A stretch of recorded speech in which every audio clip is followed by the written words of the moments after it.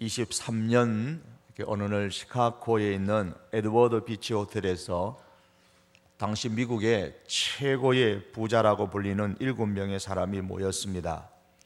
어느 정도의 부자였는가 하면 그들의 전 재산을 모두 합치면 미국 전체의 국고를 능가할 정도로 많은 재산을 갖고 있는 사람들이었습니다. 그런데 어느 신문 기자가 시카고에 모였던 그 날을 기점으로 해서 정확하게 25년이 지난 후에 그들의 생애가 어떻게 되었는지 궁금해서 추적하고 발표를 했습니다. 첫 번째 사람이었던 강철 회사의 사장인 찰스 시업은 25년 이후에 무일푼의 거지가 되어서 죽었습니다. 두 번째 사람인 알서 카터는 밀 농사로 거부가 된 사업가였는데 그 역시 파산을 해서 모든 것을 잃어버리고 쓸쓸한 고독한 가운데서 혼자 임종을 맞이하고 죽었습니다. 세 번째 사람인 리차드 위트니는 뉴욕 은행의 총재였지만은 자기를 둘러싼 여러 가지 상황이 잘못되어져서 감옥에서 고독하게 여생을 보내고 있었습니다.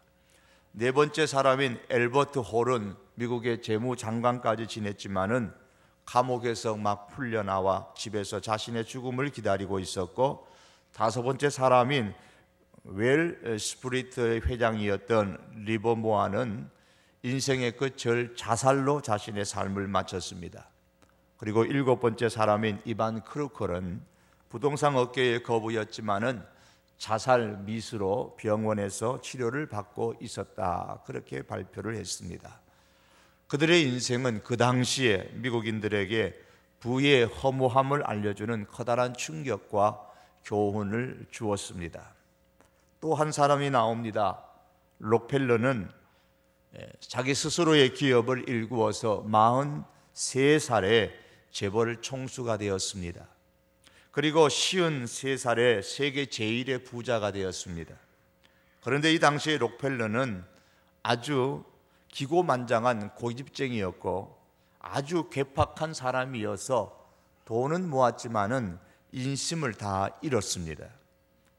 돈은 타의 추종을 불허할 만큼 벌었지만은 인품이나 덕망은 사람들로부터, 그 사회로부터 인정을 받지를 못했습니다. 그런데 53살에 원인을 알 수 없는 병에 걸렸습니다. 몸이 점점 약해지고 피부병이 돋고 머리털이 빠지고 눈썹이 빠졌습니다. 최고의 의료팀이 아무리 치료를 해도 병이 호전되지 않았습니다. 점점 더 악화되어 가기만 했습니다. 그리고 종합 진단의 결과가 나왔는데 1년 이상 살지 못합니다 라는 판정이 나왔습니다. 그리고 그 결과를 본인에게 이야기를 했습니다. 당신은 1년 이상 살지 못하니까 인생을 정리하라. 이것이 그 당시의 신문에 대서특필이 되었다고 합니다. 록펠러는 지금까지 돈 벌어서 성공하기 위해서 열심히 뛰어왔습니다. 재벌 총수가 되었고 세계에서 가장 부유한 사람이 되었습니다. 그런데 1년밖에 살지 못한다니요. 상상할 수 없는 충격이 그에게 밀려왔습니다. 그래서 그는 자기의 존경하는 스승과 어떤 목사님과 그 외 여러 사람들을 병상으로 초대를 해서 조언을 들었습니다. 내가 어떻게 해야 되겠느냐고. 그들은 한결같이 당신이 가진 재물을 베풀어 가십시오. 베풀고 가십시오. 그것을 그대로 가지고 있으면 그것 때문에 살아있는 수많은 사람들에게 불행이 올 것입니다 라고 경고를 했습니다. 그때부터 록펠러는 병상에서 재산을 처분하기 시작했습니다. 그 돈으로 학교를 짓고 병원을 짓고 교회를 짓고 그리고 신학교를 세웠습니다. 그런 과감하게 재산을 기부를 했습니다. 그런데 이상한 것은 그때부터 점점 건강이 회복이 되었고 결국 록펠러는 1년밖에 살지 못한다고 했는데 98세까지 98살까지 그렇게 살다가 죽었습니다. 또한 그는 살아있는 동안에 암을 정복할 수 있도록 자신의 재산에 우리 돈으로 말하면 약 4조 원이 넘는 금액을 의료재단에 기부하기도 했습니다. 그가 재산을 바쳐서 지었던 기념비적인 예배당이 2개가 있었는데 그것은 뉴욕에 있는 리버사이드 채플과 시카고 대학에 있는 채플입니다. 이 두 예배당은 보통 예배당이 아니라 록펠러의 신앙 고백이 묻어있는 그런 예배당이었습니다. 첫 번에 소개했던 7사람의 길들은 허무의 길이었고, 또한 나중에 소개한 이 록펠러의 길은 영광의 길입니다. 미국 최고의 부자들의 인생 말년의 모습은 오늘 우리들에게 재물의 가치에 대한 교훈, 다시 말하면 어떻게 모으느냐보다도 어떻게 쓰느냐가 더 중요하다는 교훈을 우리에게도 남겨주고 있습니다.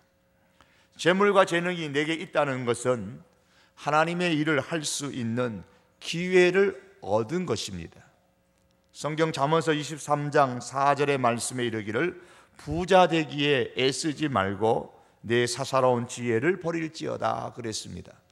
여기서 부자 되기에 애쓰지 말라는 말씀은 왜 부자가 되려는지 그 목적을 분명히 하라는 말씀입니다. 사람은 재물을 쌓되 자신을 위해서 쌓는 것이 아니라 하나님을 위해서 쌓아야 한다는 말씀입니다. 그럼 하나님을 위해서 쌓는 재물이 어떤 것일까요? 우리는 지금 자본주의 사회에서 살고 있습니다.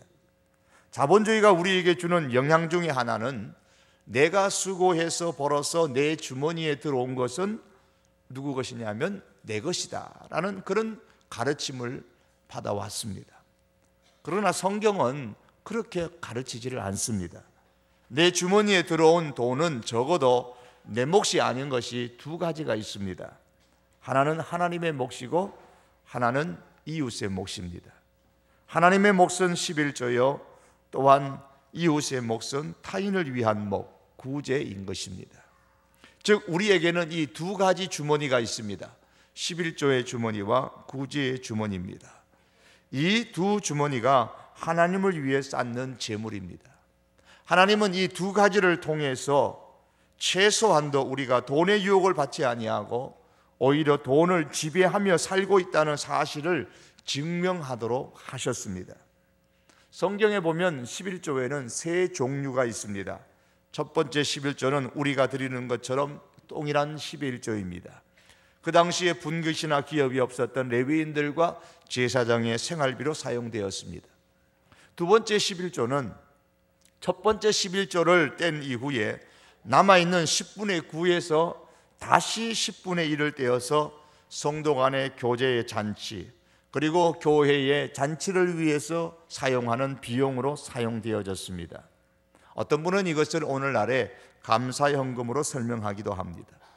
제3의 11조는 특별히 달리 드리는 것이 아니라 첫째 해, 둘째 해, 그리고 넷째 해, 다섯째 해, 여기에 드리는 두 번째 11조가 있고 세 번째 11조는 둘째 11조를 드리는 가운데서 매 3년마다 7년으로 기준으로 하면 셋째 해와 그리고 여섯째 해에 안식년을 기준으로 해서 제3년과 제6년에는 성전으로 가져가지 않고, 오늘로 말하면 교회로 가져가지 않고 각 성에 모여서 가난한 자들을 모아 구제하는 데 사용을 했습니다. 이것이 제3의 11조라고 부릅니다. 제3의 11조는 둘째 11조와 똑같은 것인데 사용 용도가 다른 것이죠. 둘째 11조가 성전에서 성도들 간의 교제와 교회를 위해서 사용됐다면 제3의 11조는 3년마다 내는 11조로서 어려운 이웃을 위하여 사용하도록 그 용도를 정해 주었습니다. 3년마다 내는 이 제3의 11조를 어느 분이 계산을 해보니까 1년분으로 계산을 하니까 30분의 1조가 되고, 매달 수입을 계산하는 사람의 경우에 계산을 해보니까 약 한 달 수입의 하루분에 해당한다, 그런 이야기한 것을 보았습니다. 그러므로 우리가 한 달 수입의 하루분 31분의 중에서 하루치가 바로 구제를 위한 헌금으로 사용하도록 그렇게 성경이 말씀했다고 기록하고 있습니다. 제1 11조와 제2 11조를 통해서 하나님의 믿음 공동체를 유지하고 제3의 11조를 통해서 가난한 사람이 한을 품지 않고 살아갈 수 있도록 함으로써 따뜻한 사회, 공의로운 사회가 이루어지기를 하나님은 원하셨습니다. 따라서 교회는 건강한 교회와 건강한 가정의 사역을 위하여서 우리가 이 물질을 구분해 볼 뿐만 아니라 지역사회에 고통받는 사람들을 잘 돌봄으로써 그들로 하여금 사회에 대하여서 한을 품고 살지 않도록 격려해 주어야 할 그 책임으로서 몫을 나누어 주어야 한다고 말씀합니다. 그러므로 하나님을 위해 쌓는 재물 주머니가 이 두 가지인 거예요. 성도에게는 항상 이 두 가지 주머니가 있어야 됩니다. 내게 11조의 주머니가 있는가? 내게 구제의 주머니가 있는가? 우리 성도교회 모든 교우들의 가정에는 이 두 가지 주머니가 항상 있기를 원합니다. 오늘은 이 두 가지 보물 중에서 하나를 말씀드리기를 원합니다. 구제의 주머니입니다. 오늘 본문 10장에 의하면은 고넬료의 영성은 가족을 신앙으로 양육하는 영성, 그리고 규칙적으로 기도하는 영성, 말씀을 사모하는 영성, 그리고 친척과 이웃을 전도하는 영성, 오늘 그리고 제목인 이웃을 구제하는 영성입니다. 여러분, 구제가 왜 하나님을 위해 쌓는 재물일까요? 누가복음서 12장 33절의 말씀에 보시면 이렇게 기록하고 있습니다. 너희 소유를 팔아 구제하여 낡아지지 아니하는 주머니를 만들라. 곧 하늘에 둔 바 다함이 없는 보물이니 거기는 도적도 가까이 하는 일이 없고 좀도 먹는 일이 없느니라. 하늘에 둔 바 다함이 없는 보물이라 그랬습니다. 이것이 무엇입니까? 너희 소유를 팔아 구제하여. 구제를 말씀합니다. 구제는 하늘에 두는 것이고 다함이 없는 보물, 다시 말하면 많이 하면 할수록 좋은 보물이라고 말씀합니다. 구제가 땅에 있는 사람에게 하는 것 같으나 하나님께서는, 예수님께서는 그것은 하늘에 두는 것이라고 했습니다. 하나님께서는 무엇을 하늘 창고에 쌓아두실까요? 바로 우리의 구제입니다. 그래서 거기는 도적도 가까이 하는 일이 없고 좀도 먹는 일이 없다. 안전한 곳이라고 말씀합니다. 그러므로 구제의 주머니는 하나님의 뜻을 이루는 하늘에 쌓아두는 보물입니다. 따라서 구제는 하나님을 위해 쌓는 재물입니다. 산부인과 의사가 어느 한 부인을 진찰을 했는데 임신이라면서 축하를 한다고 했습니다. 임신을 해서 축하를 하면 대부분의 그 산모가 좋아하는데 별로 이 산모가 좋아하는 기색이 안 보여요. 왜 안 좋아하냐고, 무슨 문제가 있냐고 의사가 물으니까 이 사람이 한숨을 쉬면서 하는 대답이 그겁니다. 우리 남편 같을까 봐요. 그래요. 아니, 남편이 어떤데요? 그래요. 우리 남편은요, 양보할 줄 모르는 제가 이기적인 사람이라서 우리 남편 닮아가지고 아주 이기적인 아이가 태어날까 봐 그게 걱정이라는 겁니다. 그러니까 의사가 위로를 합니다. 걱정하지 마세요. 태교를 잘 하시면 됩니다. 항상 뱃속의 아기에게 태어나기 전에 아가 너는 양보도 잘하는 착한 아이지, 그렇게 계속해서 교훈해 주십시오. 의사의 말을 듣고 집으로 돌아온 이 산모가 그때부터 틈만 나면 이 배를 쓰다듬으면서 아가 너는 양보도 잘하는 착한 아이지, 아가 너는 양보도 잘하는 착한 아이지, 그렇게 이야기를 했습니다. 교육을 시킨 거예요. 그런데 이상하게도 10달이 지나도 아이가 안 나오는 거예요. 1년이 지나가도 안 나와요. 3년이 지나가도 안 나와요. 할 수 없이 병원에 가서 배를 가르고 아이를 꺼냈는데 뱃속에는 두 사람이 서서 마주보고 이렇게 중얼거립니다. 형님 먼저, 아우 먼저. 형님 먼저, 아우 먼저. 여러분, 구제는 형님 먼저, 아우 먼저가 아니고요, 내가 먼저입니다. 그건 양보의 문제가 아닙니다. 고넬료는 구제를 많이 하는 사람이었습니다. 2절에 보니까 오늘 백성을 많이 구제했다 그랬습니다. 백성을 많이 구제했습니다. 고넬료는 백성을 많이 구제했습니다. 또한 31절의 말씀에 보시면 하나님께서 그의 구제를 기억하셨다 그랬습니다. 그리고 4절 말씀에는 내 기도와 구제가 하나님 앞에 상달되어 기억하신 바가 되었다. 여기도 그렇게 말씀합니다. 하나님께서 고넬료가 많이 구제한 것을 기억하셨어요. 이것은 하나님께서는 오늘날 우리가 구제하는 것도 다 기억하신다는 말씀입니다. 저는 몰라도, 다른 사람은 몰라도 하나님은 여러분들이, 우리들이 구제하는 것을 다 기억하십니다. 그걸 하늘에 쌓아둔다는 말씀입니다. 하나님께서는 가난한 사람을 위한 경제적인 분배 정책을 마련해서 가난한 사람들에게 대한 배려를 많이 하셨음을 성경 곳곳에서 찾아볼 수가 있습니다. 예컨대 이스라엘은 매 7년마다 한 번씩 땅을 쉬게 했습니다. 안식년입니다. 왜 땅을 쉬게 했습니까? 성경은 말씀하기를 너는 6년 동안 너희 땅에 파종하여 그 소산을 거두고 제7년에는 갈지 말고 묵혀두어서 내 백성의 가난한 자로 먹게 하라 그랬습니다. 가난한 자를 위하여서 제7년째에는 땅을 쉬게 하고 그 땅에서 자연스럽게 나는 것을 가난한 사람들이 취하여 가서 먹을 수 있도록 하라고 하셨습니다. 가난한 자를 위한 배려입니다. 또한 매년 소득을 거둘 때는 추수할 때에 가난한 사람을 염두에 두고 수확하라고 말씀을 하셨습니다. 레위기 19장에 보면 너희 땅에 곡물을 벨 때에 너는 밭 모퉁이까지 다 거두지 말고 너의 포도원 떨어진 열매를 줍지 말고 떨어진 것은 줍지 말아라. 추수할 때는 그 논의 밭의 구석구석에 있는 것은 거두지 말아라. 왜냐하면 가난한 사람과 타국인을 위하여 버려두라 그랬습니다. 가난한 사람과 타국인이 와서 가져가서 먹도록 하기 위한 하나님의 배려인 것입니다. 또한 제3회 11조 제도도 역시 가난한 사람을 배려하는 그런 정책입니다. 이렇게 하나님께서는 가난한 사람들을 배려하는 정책을 많이 시행하라고 하셨습니다. 방법까지 구체적으로 가르쳐 주셨습니다. 우리는 이런 하나님께서 가르쳐 주시는 방법들을 오늘 우리들이 어떻게 현대에 맞게 사용할 것인가, 시행할 것인가를 많이 고민을 해야 됩니다. 어떤 때는 교회에다가 쌀을 모아놓고 쌀을 무명으로 가져다가 모아두면 누구든지 필요한 사람이 가져가도록 해보기도 했습니다.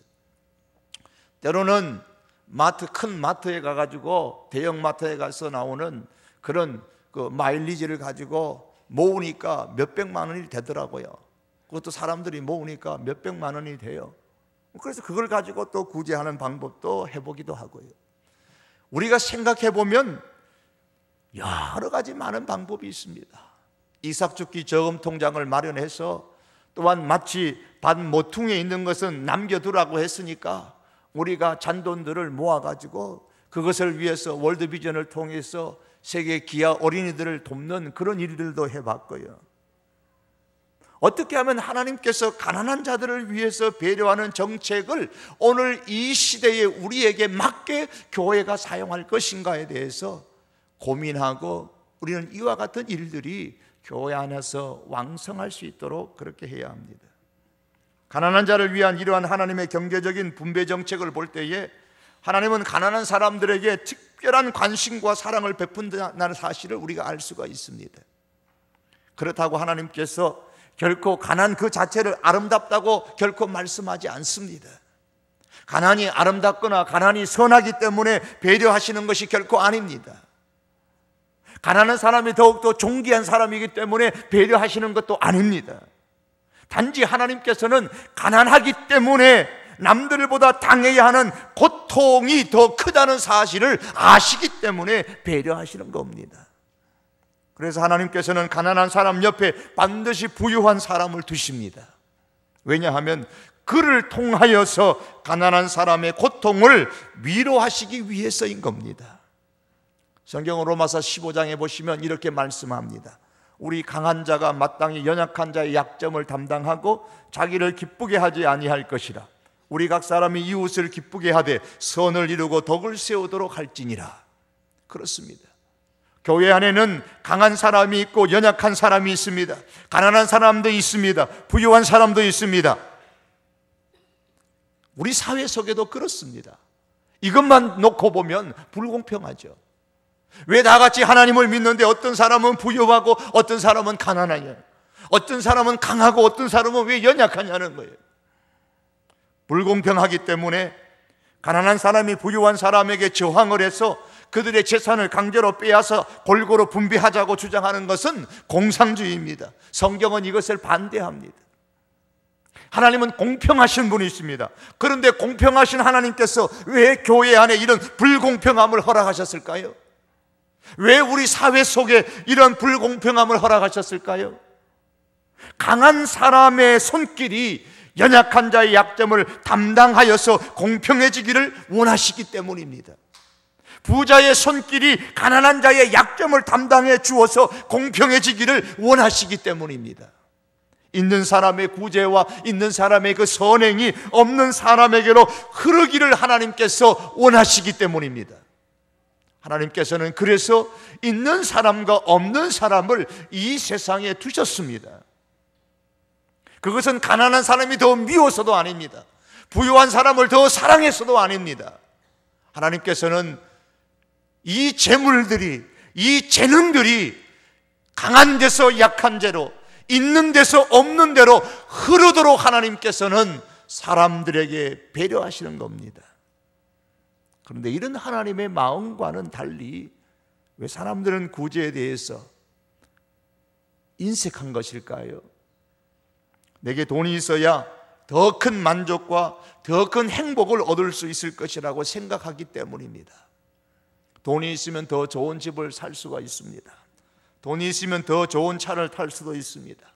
돈이 있으면 지금 내가 사용하는 것보다 더 좋은 것들을 소유할 수 있습니다. 신방을 해보니까 우리 교회만 해도 차별이 많이 나는 그런 가정들이 있습니다. 모두 틀린 말이 아닙니다. 사실입니다. 돈이 있을 때 우리는 더 많은 것을 소유할 수가 있습니다. 세상의 모든 광고를 보시면 다 돈을 가지고 내게로 와서 당신이 필요한 것을 사라고 말합니다. 지금 있는 것을 버리고 더 좋은 것을 사라고 권장을 합니다. 사실 재물이 있으면 이런 것들을 할 수가 있습니다. 또한 그렇게 한다고 해서 그러한 사람들을 향해서 손가락질할 이유도 사실은 없습니다. 그런데 문제는 그렇게 재물을 가지고 더 새로운 것, 더 많은 것을 소유한다고 해도 재물의 그 소유가 우리의 만족을 충족시켜주지 못한다는 데 있습니다. 왜냐하면 그 첫 번째는 인간의 본성은, 타락한 인간의 본성은 항상 더 나은 것, 더 많은 것을 소유하려고 하기 때문입니다. 한번 곰곰이 생각해 보시면 사람의 인생이라는 것이요, 결국은 화장실 몇 개를 갖고 사느냐에 목숨을 겁니다. 화장실 아시죠? 화장실 몇 개를 갖고 사느냐에 목숨 거는 것 같아요. 처음에는 화장실이 밖에 있는 집에 살다가 조금 나아지면 이거 불편하다, 화장실 안에 있는 집으로 가자. 화장실이 하나 있는 집에 살다가 화장실이 2개 있었으면 좋겠다. 화장실 2개 있는 집으로 조금 더 큰 데로 갑니다. 그러다가 화장실 3개 있는 집으로 가고, 화장실 4개 있는 집도 여러분 있나요? 그래서 화장실을 자꾸 1개, 2개, 3개 더 늘리다가 그러다가 만족하지 못한 채 죽는 게 우리 일생이 아닌가. 그렇고 보면 화장실도 늘리려고 살다가 죽어가는 게 우리 인생이 아닌가, 그 생각을 해봅니다. 성경은 이렇게 말합니다. 은을 사랑하는 자는 이 은이 그 당시에 화폐 단위입니다. 그러니까 우리로 말하면 돈을 사랑하는 자는 돈으로 만족함이 없고, 풍요를 사랑하는 자는 소득으로 만족함이 없나니 이것도 헛되도다. 이 땅에 가장 부요함을 누려보았던 솔로몬이 했던 고백입니다. 타락한 인간의 본성은 끊임없이 돈을 갈망합니다. 재물을 갈망합니다. 그로 인해서 그의 영혼은 황폐하게 되고 남의 아픔을 보는 눈을 잃어버리게 되어서 영적인 소경이 되고 맙니다. 돈이 있어도 만족하지 못하는 두 번째 이유는 돈에는 날개가 달려서 독수리같이 언제 내 품에서 날아가 버릴지 몰라 늘 있어도 불안에 떨기 때문에 그랬습니다. 미국의 1달러 지폐의 뒷면을 보시면은 날개가 인쇄되어져 있습니다. 의미하는 바가 있죠. 돈에는 날개가 달려 있어서 언제든지 내 품을 떠나 날아갈 수 있다는 겁니다. 돈에다가 날개를 거기 만들어 놓은 것은 다 성경적으로 그렇게 만들어 둔 거예요. 성경의 잠언서 13장 5절에 보니까 이렇게 말씀합니다. 내가 어찌 허무한 것에 주목하겠느냐. 정령이 재물은 날개를 내어 하늘에 나는 독수리처럼 날아가리라. 재물은 날개를 내어서 하늘에 나는 독수리처럼 날아가리라. 그래서 성경은 날개가 달린 재물을 주목하며 사는 삶을 허무한 삶이라고 말씀합니다. 만족함이 없는 삶이라는 말씀입니다. 그러므로 날아가기 전에 내 수중에 재물이 있을 때가 바로 구제할 수 있는 하나님께서 주신 기회인 줄을 믿으시기를 바랍니다. 날아가서 없기 전에 내 수중에 있을 때는 하나님께서 그것을 가지고 섬기라고 내게 주신 기회입니다. 재물과 재능이 있다는 것은 그렇지 못한 사람들을 위해서 배려하라는 하나님의 뜻이 담겨 있음에도 불구하고 있는 사람이 없는 사람을 외면하고 사용하지 않는다면 하나님은 그 책임을 부유한 사람에게서 찾으실 것입니다. 강한 자가 연약한 자의 약점을 담당하는 것이 마땅한 것이라고 로마서 15장 말씀했습니다. 책임이요 사명이라는 말씀입니다. 강한 자가 연약한 자의 약점을 담당하는 것이 마땅하다는 것, 이것은 마땅하다 뭐냐? 책임이라는 말입니다. 사명이라는 말씀입니다. 그러므로 가난한 자를 소홀히 하는 것은 단지 생각이 부족하거나 사랑이 없는 문제가 아닙니다. 책임과 사명을 회피하는 죄인 것입니다. 하나님께서 기회를 주셨는데, 섬길 수 있는 기회를 주셨는데 그 기회를 사용하지 않는 것입니다. 성경은 말씀합니다. 그 품삯을 당일에 주고 해진 후까지 끌지 말라. 이는 그가 빈궁함으로 마음에 품삯을 사모함이라. 두렵건대 그가 너를 여호와께 호소하면 죄가 내게로 돌아갈까 하노라. 가난한 자를 없이 여기며 움켜잡고 풀지 아니할 때에 그 죄가 오히려 너에게로 돌아갈 것이라고, 있는 자에게로 돌아갈 것이라고 하셨습니다. 그러므로 많이 갖고 있는 사람은 그로 인해서 뛸 듯이 기뻐하기 전에 기도하셔야 합니다. 하나님께서 원하시는 방향대로 사용할 수 있는 지혜를 기도하는 가운데 구하셔야 합니다. 큰 부자가 있었습니다. 얼마나 재산이 많은지 그 사람이 죽었을 때는 그 재산의 정확한 금액을 알 수 없을 정도로 부자였습니다. 사람들은 그가 얼마나 많은 재산을 남기고 죽었을까 궁금해했습니다. 얼마를 남겼을까요? 대답은 간단합니다. 얼마인지는 구체적으로 몰라도 다 남기고 죽었습니다. 다 남기고 죽었습니다. 얼마 남겼느냐? 다 남기고 죽였습니다. 100%를 남기고 죽었습니다. 왜요? 한 푼도 가지고 가지 못했기 때문입니다. 남겨진 재산은 더 이상 그 사람의 것이 아닙니다. 오히려 남겨진 사람들이 그 재산 때문에 다투는 경우가 얼마나 많은지 우리는 사회 현상을 통해서 너무나 잘 압니다. 사랑하는 성도 여러분, 그리스도인은 노동의 결과를 남기는 사람이 아닙니다. 그리스도인은 노동의 본보기를 남길 줄 알아야 합니다. 돈을 어떻게 벌었고 어떻게 그것을 가치 있게 사용하였는지를 우리는 남겨주어야 됩니다. 우리 후손들에게 남겨주어야 될 것이 이것입니다. 솔로몬이 이 점에서 실패했습니다. 그런 많은 재산을 그의 아들 르호보암에게 남겨주었습니다. 그런데 그 재산이 르호보암의 인생을 오히려 망쳤습니다. 왜냐하면 르호보암은 많은 재산을 유산으로 받았지만은 재물을 사용할 능력이 없었기 때문입니다. 그 이유는 재물을 어떻게 사용해야 하는지에 대해서는 부모로부터 배우지를 못했기 때문입니다. 사랑하는 성도 여러분, 우리들의 자녀들을 위한다면 진정으로 우리의 자녀들에게 물질을 모으는 방법을 가르쳐 주기 전에, 물질을 모으는 것을 가르쳐 주기 전에 먼저 물질을 사용할 줄 아는 법을 가르쳐 주시기를 바랍니다. 재산을 유산으로 남기기 전에 지금 재산을 현명하게 사용하는 법을 말이 아닌 행동으로 가르쳐 주시기를 바랍니다. 이웃을 구제하는 모습을 보여주면서 왜 우리가 그렇게 해야 하는지, 우리가 어떻게 물질과 재능을 사용해야 하는지에 대해서 우리들의 자녀들에게 바로 가르쳐 줄 수 있기를 바랍니다. 그러면 그 자녀들은 결코 이 땅에서 망하지 않습니다. 오히려 하나님의 은혜를 누릴 것입니다. 구제는 믿음의 사람이 마땅히 해야 하는 믿음의 표현입니다.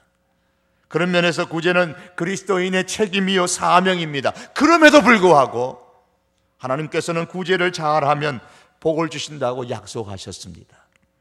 제3의 11조에 대해서 말씀하시면서 신명기 14장 29절은 이렇게 기록합니다. 너희 중에 분깃이나 기업이 없는 레위인과 내 성중에 우고하는 객과 고아와 과부들로 와서 먹어 배부르게 하라. 그렇게 하면 내 하나님 여호와께서 너의 손으로 하는 범사에 내게 복을 주시리라. 그 당시에 가난한 사람의 대표적인 세 부류의 사람을 여기서 언급합니다. 객, 나그네, 고아, 과부. 남성 위주의 그 시대에 가장 살기 힘들었던 가난한 사람들입니다. 이들을 불러서 배부르도록 먹게 하라고 했습니다. 그렇게 하면 하나님께서 그렇게 하는 사람이 손으로 행하는 그 모든 일에 복을 주시겠다고 약속하셨습니다. 땅의 복입니다. 예수님께서도 이렇게 말씀하셨습니다. 내 구제함을 은밀하게 하라. 은밀한 중에 보시는 너의 아버지께서 갚으시리라. 아무리 은밀하게 한다 할지라도 하나님께서 고넬료의 그 구제를 기억하신 것처럼 우리의 구제를 기억하시고 반드시 하나님께서 갚아주십니다. 하나님께서는 은밀히 행한 우리의 구제를 갚으시기 위해서라도 반드시 기억하십니다. 이렇게 구제는 땅의 복을 받는 이유가 됩니다. 더 나아가서 구제는 하늘의 복을 받는 이유가 됩니다. 예수님은 구제를 하늘에 쌓아두는 보물이라고 말씀하셨습니다. 서두에 제가 말씀드렸던 누가복음 12장 33절 말씀에 거기는 도적도 가까이 하는 일이 없고 좀도 먹는 일이 없느니라. 너희 소유를 팔아 구제하면은 그것은 하늘에 쌓이는 보물이 되는데, 하늘에 쌓아둔 그 구제의 보물은 그 어떤 것도 상하게 할 수 없다고 하셨습니다. 도적도 없고 좀도 먹는 일이 없는 거기 하늘 창고입니다. 구제는 이렇게 보물을 하늘에 쌓아두는 한 방법인 겁니다. 이것은 구제는 하나님께 상을 받는 조건이 된다는 말씀이기도 합니다. 잃어볼 때에 우리가 땅의 물질을 1원이라도 하늘로 마지막에 가지고 갈 수 없지만은 살아있는 동안에 우리는 얼마든지 하늘에 미리 보낼 수가 있습니다. 미리 송금한다 말입니다. 그게 뭡니까? 구제인 거예요. 땅에서 부지런히 우리가 주님의 이름으로 구제하면 하나님께서는 냉수 한 그릇도 기억하시고 상을 주시는 그 하나님이신데 어찌 우리의 구제를 하나님께서 잊어버리시겠습니까? 그러므로 구제함으로 베푸는 사람은 영혼을 생각하는 사람인 거예요. 우상을 이기는 사람입니다. 베푸는 사람은 물질주의를 이기는 사람입니다. 베푸는 사람은 하늘나라의 보물을 쌓아두는 사람입니다. 하나님께서는 우리가 세상을 살면서 하나님처럼 그렇게 베푸는 사람이 되기를 원하십니다. 하나님께서 우리에게 얼마나 많은 것을 베풀어 주셨습니까? 생명을 비롯해서 독생자 그리스도를 통하여 영생과 그리고 우리를 위해서 천국을 베풀어 주셨습니다. 움켜잡는 삶이 아니라 베푸는 축복의 삶으로 통하여서 우리 성도교회와 우리 교우들의 삶 가운데 이와 같은 하나님의 은혜를 더욱 충만하게 받고 우리의 신앙이 세상을 향하여 더욱더 성숙한 신앙이 될 수 있는 그런 우리 귀한 존귀한 하나님의 사람들 될 수 있기를 주님의 이름으로 축복합니다. 우리 한번 기도하시겠습니다. 오늘 이 시간 한번 기도하시겠 때에 먼저는 이 시간 우리 연약한 자들을 위해서 한번 기도하십시다. 하나님, 연약한 자 주변에 하나님 베푸는 부유한 자가 있게 하시고, 하나님 알게 모르게 저들을 향하여 베푸는 손길들이 있음으로 말미암아 연약한 자들의 마음에, 부족한 자들의, 가난한 자들의 마음에 한이 맺히지 않게 하시고, 그래도 세상은 살아갈 만한 따뜻한 곳이라는 것을 깨달을 수 있는, 경험할 수 있는 그런 은혜를 베풀어 주시옵소서. 위해서 기도하십시다. 있는 사람들을 위해서 기도하십시다. 어쩌면 그 사람이 바로 내 자신일 수도 있습니다. 하나님, 인색함으로 하나님 아버지 움켜잡는 인생이 되지 않게 하시고, 하나님께서 허락하셨을 때가 베풀 수 있는 기회를 주신 줄 알고 감사하며 기꺼이 베푸는 인생, 하나님께서 원하시는 인생, 하나님을 닮아가는 인생이 되게 하여 주시옵소서. 그런 사람들이 우리 성도교회에 많게 하여 주시고, 그런 사람들이 이 사회에 많게 하여 주시옵소서. 연약한 자와 부유한 자와 있는 사람과 없는 사람, 우리 다 같이 위해서 함께 기도하시겠습니다. 다 같이 기도하겠습니다. 사랑하는 여호와 하나님 아버지, 하나님 아버지, 이 시간 저희들 기도합니다. 고넬료의 영생을 아버지 생각합니다. 아버지, 마지막으로 우리가 이 시간에 고넬료의 하나님 아버지 영생을 생각했습니다. 전능하신 여호와 하나님 아버지, 구제하는 영성을 소유하였던 이 고넬료의 신앙을 하나님 아버지 우리가 본받기를 주여 원합니다. 우리 성도교회가 본받고 하나님 우리 성도교회 온 교우들이 하나님 아버지 본받는 영성이 되기를 간절히 원합니다. 이를 통하여서 아버지 하나님 한 단계 더 아버지 성숙한 신앙의 아버지 사람이 되게 하여 주시옵소서. 하나님 아버지, 우리 교회에 연약한 사람들이 많습니다. 아버지 하나님이여, 없는 사람들이 많습니다. 여호와 하나님 아버지, 이들을 긍휼히 여겨 주시옵소서. 이들을 하나님 불쌍히 여겨 주시옵시고, 여호와 하나님 아버지, 이들의 주변에 아버지 하나님이여 베풀 줄 아는 아버지 있는 부유한 사람들이 아버지 있게 하여 주시기를 간절히 원하옵고 아버지 앞에 기도하옵나이다. 아버지 하나님, 베푸는 사람들로 통하여서 저들의 삶이 아버지 굶주리지 않게 하시고, 저들의 삶에 저들의 인생이 피곤하지 않게 하시고, 저들의 삶이 한맺히지 않도록 아버지, 그래도 사회는, 그래도 교회는 아버지 넉넉한 곳임을 지어 깨달을 수 있는 은혜가 저들의 심령 가운데 있도록 하나님 아버지여 축복하여 주시기를 원합니다. 아버지 하나님, 저들이 이 성전에 올라와 이 교회에 올라와서 하나님 아버지 앞에 기도할 때마다 여호와 하나님 아버지여 저들의 기도를 주님께서 기억하여 주셔서 때를 따라 도우시는 아버지 하나님의 손길이 있는 사람들의 손길을 통하여 저들에게 베풀어 줄 수 있도록 우리 하나님께서 축복하여 주시옵기를 간절히 원하옵고 아버지 앞에 기도하옵나이다. 전능하신 나의 여호와 하나님 아버지여, 내 하나님 아버지 앞에 간절히 원하옵고 기도합니다. 아버지 하나님이여, 우리 교회에 있는 사람들이 있게 하여 주신 것 감사합니다. 여호와 하나님 아버지여, 땀을 흘려 수고하였을 때에 아버지 소득을 거두게 하시고 아버지 남들보다 더 많은 소득을 거둘 수 있도록 하신 것도 우리 하나님 아버지 감사합니다. 아버지 하나님이여, 재물을 아버지 또한 가질 수 있게 하신 것도 감사합니다. 아버지 하나님이여, 그러나 하나님 아버지여, 우리 하나님께서 주신 것을 아버지 베풀 수 있는 기회로 알게 하시고 입고 마시며 자녀들을 양육할 뿐만 아니라 아버지 하나님을 위한 주머니와 또한 아버지 구제를 위한 타인을 위한 주머니를 마련하여 부지런히 하나님이여 하나님께서 보내신 이 심부름을 잘 감당할 수 있는 그런 하나님의 사람들, 넉넉한 주의 사람들 될 수 있도록 은혜를 베풀어 주시기를 원합니다. 그리하여 물질에 부유한 사람뿐만 아니라 아버지여 믿음에 부유한 사람도 될 수 있게 하여 주시옵시고, 그 심령의 넉넉한 부유함도 허락하여 주시옵기만을 간절히 원하옵고 기도합니다. 그리하여 아버지 하나님이여, 우리 성도 교회 안에는 온 성도들이 있음으로 말미암아 교만하지 아니하며 없음으로 말미암아 낙심하지 않도록 하나님께서 은혜를 베풀어 주시옵시고, 아버지 하나님 있으나 없으나 하나님이여 이 사회에 하나님이 이 땅에서 살아가기에 아버지 하나님이여 부족함이 없도록 주님께서 은혜를 베풀어 주시옵기만을 우리 하나님 아버지 간절히 원하옵고 기도합니다. 네, 하나님 아버지 앞에 간절히 원하오며 예수님의 이름으로 기도하옵나이다. 아멘. 우리 계속해서 우리 기도하시겠습니다.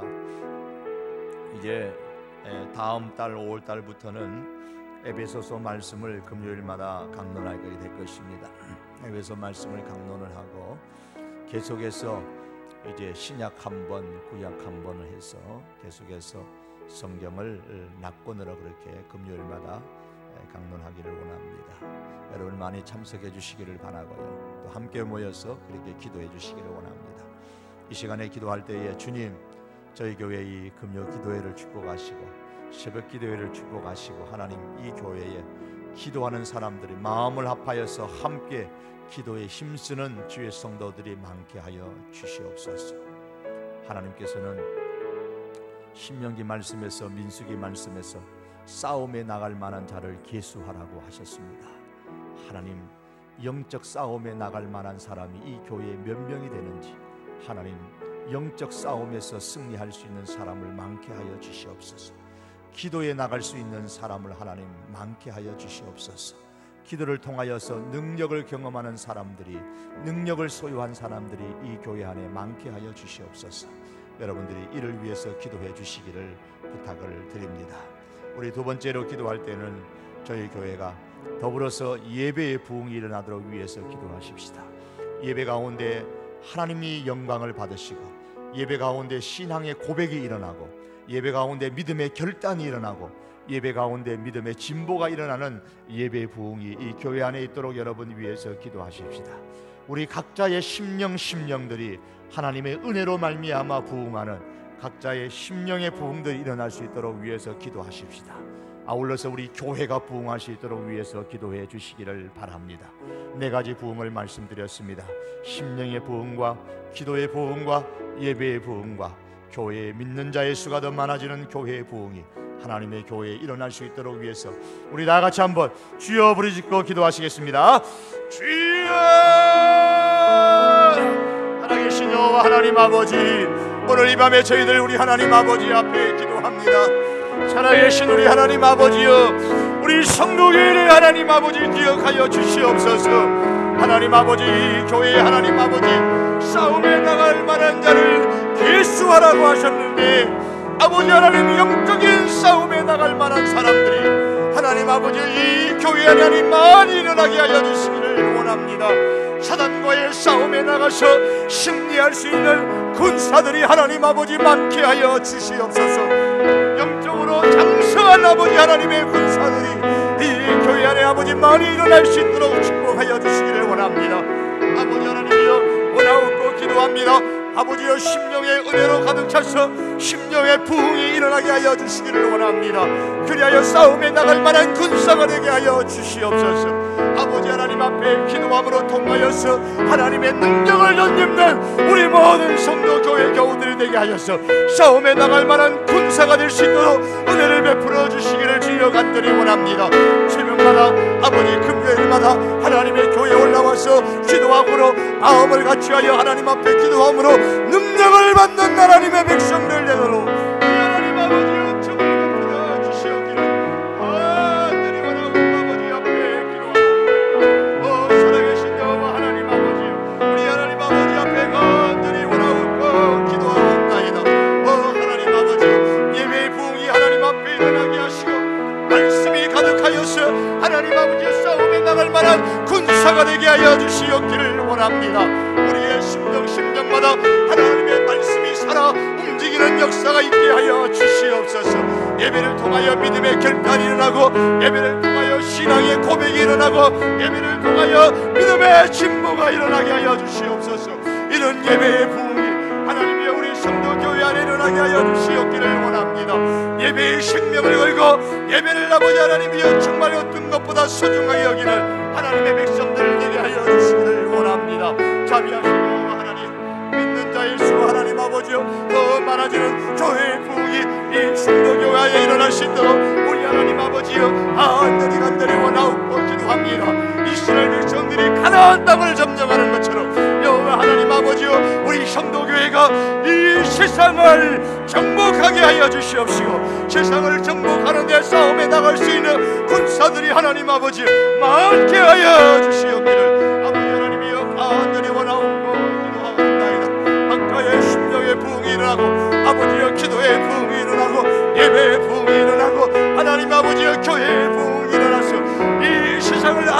나라로 정복하여 가는 역사가 하나님 아버지 일어날 수 있도록 주여 마지막 때에 주여 이 성도교회를 우리 하나님 아버지께서 사용하여 주시옵기만을 하나님 아버지여 간절히 아버지 앞에 원하옵고 기도합니다.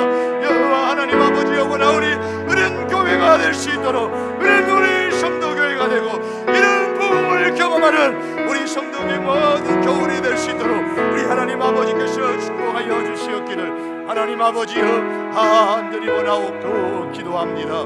내 하나님 아버지 앞에 간절히 원하옵고 살아계신 예수님의 이름으로 기도하옵나이다. 아멘. 이 시간에 한번 기도합니다. 기도하시기 전에 치유하심이 필요한 분들은 한번 일어나 주시기 바랍니다. 육체적인 치유가 일어나기를 원합니다. 하나님의 권능을 베풀어 주시옵소서. 하나님 아버지 머리부터 발끝 손가락 끝끝까지 오장육부의 모든 연약한 부분들 하나님 앞에 올려드립니다. 주의 나의 연약한 부분 올려드립니다. 여기에 참여하는 사랑하는 우리 성도들의 연약한 부분을 올려드립니다. 하나님 이들을 치유하여 주시옵소서. 여러분 그 자리에 다 일어나시기 바랍니다. 치유함이 필요하시는 육체의 치유함이 필요하신 분 일어나십시오. 또한 내 마음이 주여 너무 상해 있습니다. 내 마음이 너무 찢겨 있습니다. 주여 내 마음이 슬픔과 우울함과 고뇌 가운데 있습니다. 주여 임하셔서 내 마음을 치유하여 주시옵소서. 이런 분들도 함께 일어나시기를 바랍니다. 영적으로 방황하다가 이 자리에 올라오신 분들이 계십니까? 하나님이여 내가 영적으로 하나님의 방황을 끝마치고 하나님 아버지여 믿음 안에 든든히 서기를 원합니다. 내 영적인 방황을 하나님 치유하여 주시옵소서. 그런 분도 함께 일어나시기를 바랍니다. 육체의 치유함이 필요하신 분, 마음의 치유함이 필요하신 분, 영적인 치유함이 필요하신 분, 그 자리에서 용기를 갖고 한번 일어나십시오. 우리 다 같이 이분들을 위해서 우리 한번 기도하시겠습니다. 우리 다 같이 한번 주여 부르짖으며 내 문제처럼 여기고 우리 다 같이 한번 간절하게 능력의 우리 하나님 앞에 기도합니다. 주여 부르짖고 기도하시겠습니다. 주여 하나님 여호와 하나님 아버지여 이 밤에 우리 하나님 아버지 앞에 간절히 기도합니다. 우리 사랑하는 성도들 우리 하나님 아버지 앞에 올려 기도합니다. 여호와의 나팔 하나님 아버지여 우리 하나님 아버지 앞에 기도합니다. 하나님 아버지 육적인 치유함이 필요합니다. 마음의 치유함이 필요합니다. 영의 치유함이 필요합니다. 아버지 하나님이여 하나님의 능력을 믿습니다. 하나님의 능력이 임하기를 원합니다. 하나님 아버지여 이 마음에 임하여 주시기를 원합니다. 육적인 아버지 하나님 치유함이 있기를 하나님 아버지여 간절히 원하옵고 기도합니다. 연약한 자들이 하나님 아버지여 이 자리에 일어났습니다. 하나님 아버지 저들을 만져주시옵소서. 주여 임재하여 주시옵소서. 주의 권능을 베풀어 주시옵소서. 치유하여 주시기를 하나님 아버지 간절히 원하옵고 아버지 앞에 기도하오니 여호와여 하나님 아버지여 이들을 만져주시옵기를 원합니다. 주여 이들 가운데 능력으로 임하여 주시기를 원합니다. 전능하신 여호와 하나님 아버지 주여 아버지 하나님 이들을 치유하시고 주여 이들을 회복하여 주시옵기를 사랑하는 여호와 하나님 아버지 앞에 간절히 원하옵고 기도합니다. 아버지 육체의 치유함을 받으며 건강을 회복하여 주시기를 여호와 하나님 아버지 원하옵고 기도합니다. 건강한 몸으로 하나님을 섬길 수 있게 하여 주시옵소서. 아버지 마음의 상처를 하나님 성령님이 임재하여 주셔서 저들의 마음의 상처들을 하나님께서 치유하여 주시옵소서. 하나님 아버지 저들의 마음의 상처들을 고쳐주시기를 원합니다. 회복시켜 주시기를 하나님 간절히 원하옵고 아버지 앞에 기도합니다. 여호와 하나님 아버지 원합니다. 저들의 아버지 하나님이여 영혼의 방황을 끝마치게 하시고 영혼의 치유함을 하나님 아버지 허락하여 주시기를 여호와 하나님 아버지여 간절히 원하옵고 기도합니다. 영혼의 방황을 끝내게 하시고 믿음에 든든하게 설 수 있도록 아버지여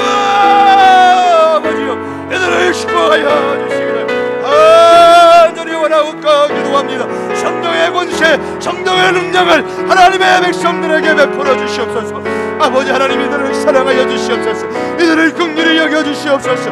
하나님의 은혜와 하나님의 자비를 베풀어 주시옵소서.